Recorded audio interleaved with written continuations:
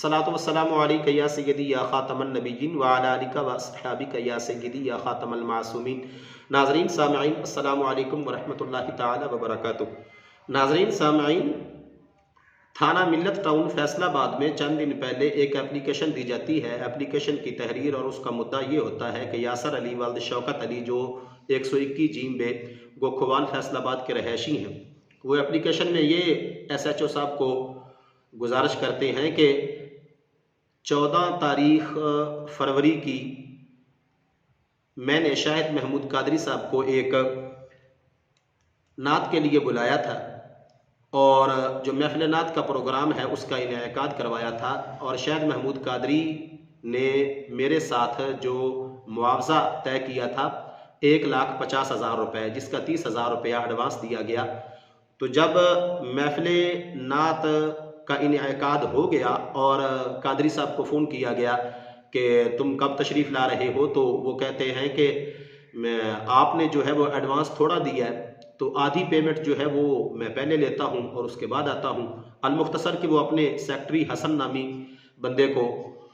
यासर के पास भेजते हैं और 1 लाख रुपया मज़ीद जो है वो दे दिया जाता है शाहिद महमूद कादरी के सेक्रेटरी को। लेकिन इसके बावजूद शाहिद महमूद कादरी साहब नात शरीफ पढ़ने के लिए तशरीफ़ नहीं लाते। 16 तारीख का वादा वो करते हैं कि आपकी अमानत 1,30,000 रुपया आपको वापस कर दिए जाएंगे, लेकिन वो पैसे भी वापस नहीं होते। इस पूरी सूरत हाल के बाद यासर अली वालिद शौकत अली ये थाना मिल्लत टाउन फैसलाबाद में एप्लीकेशन जमा करवाते हैं कि मुझे इंसाफ चाहिए और मुझे मेरे पैसे वापस चाहिए, मेरे साथ ये फ्रॉड हुआ है, धोखा हुआ है या मेरी बेइज्जती हुई है, जो भी मामला।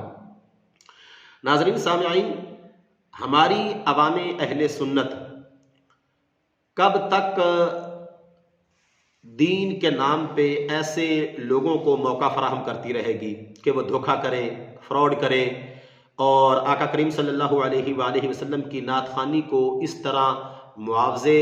के तौर पे बेचें, बोली लगवाएं। जो उलमाए अहले सुन्नत हैं, अकायद व नज़रियात पे पहरा देने वाले और 10-10, 20-20 साल मेहनत करके दरस व तदरीस और आगे तकारीर और आगे अपने लेक्चर और अपनी कलम की नोक से आवाम की खिदमत करने वाले, वो कब से अवामे अहले सुन्नत को मुतनब्बे कर रहे हैं और उनको ख़बरदार कर रहे हैं कि खुदारा ऐसे डाकुओं से अपने आप को बचाएं। लेकिन हमारी अवामे अहले सुन्नत है कि उनके कानों तक जूं तक नहीं रेंगती।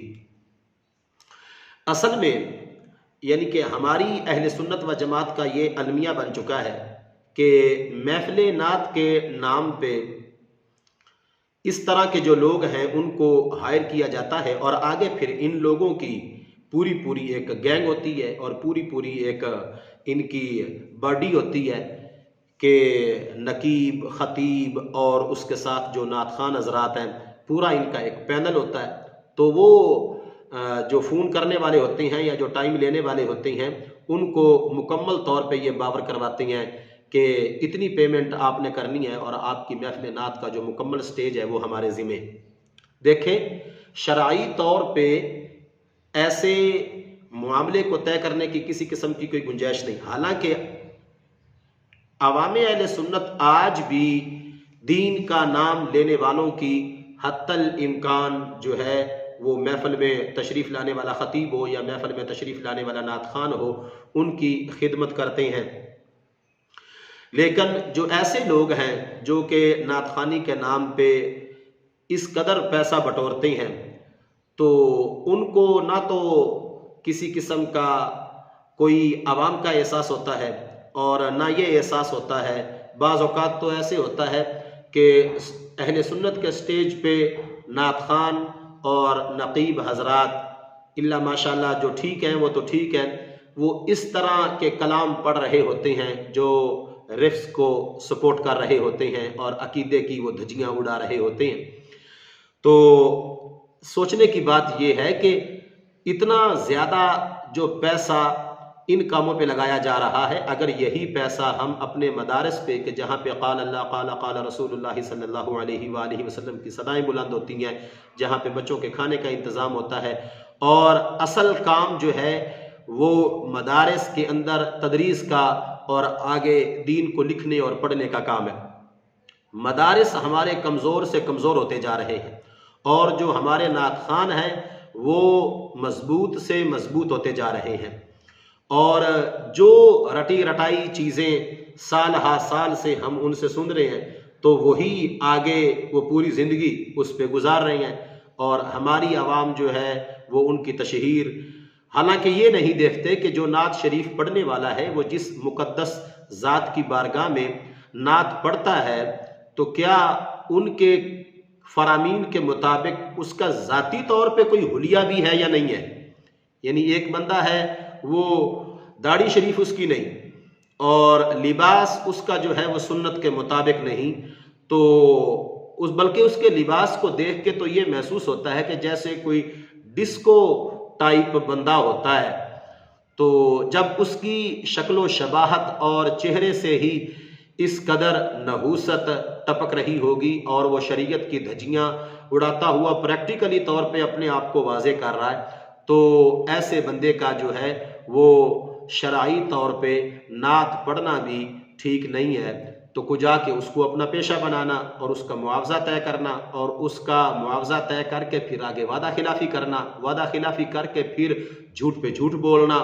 और तो ये सारे मामलात ये फिर ऐसे होते हैं, कई लोगों के साथ ऐसे मामलात हो जाते हैं। तो लिहाजा अपने आप को बचाएं, अपना पैसा बचाएं, महफिल नात ज़रूर करवाएं। आका करीम सल्लल्लाहु अलैहि वसल्लम की नात खानी एक बड़ा मुक़द्दस शोबा है और दीन के जितने भी शोबे हैं उनमें से इंतहाई अहमियत का हामिल ये शोबा है। आशिकान मुस्तफ़ा सल्लल्लाहु अलैहि वसल्लम के दिलों का जो रोग है वो नात खानी से दूर होता है और इश्क़ मुस्तफ़ा सल्लल्लाहु अलैहि वसल्लम की चिंगारी पैदा होती है। लेकिन खुदारा ऐसे डाकुओं से अपने आप को बचाएं और जो शरीयत के बागी लोग हैं और अकीदे के साथ बगावत करने वाले लोग हैं उनके साथ अलमे बगावत बुलंद करें ताकि उनको नसीहत हो सके और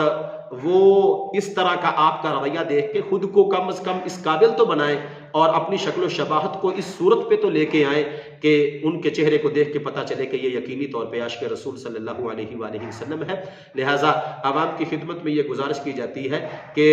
बजाय इसके कि एक काम करने का नुकसान हो और किसी किस्म का कोई फ़ायदा ना हो, उससे बेहतर है कि वो काम किया ही ना जाए और बजाय इससे कि कोई काम करके बाद में फिर पछतावा हो, वो बेहतर है कि वो काम ही ना किया जाए। लिहाजा अपने उलमा के साथ जुड़ें, अपने उलमा के साथ प्यार करें, जो नज़रियात अहले सुन्नत पे पैरा देने वाले जो आपके आइम्मा हज़रात हैं, जो खुतबा हज़रात हैं, यकीनन बहुत सारे लोग शोबे में ऐसे भी होते हैं जो शोबे की बदनामी का सबब बनते हैं, तो वो हर शोबे में होते हैं,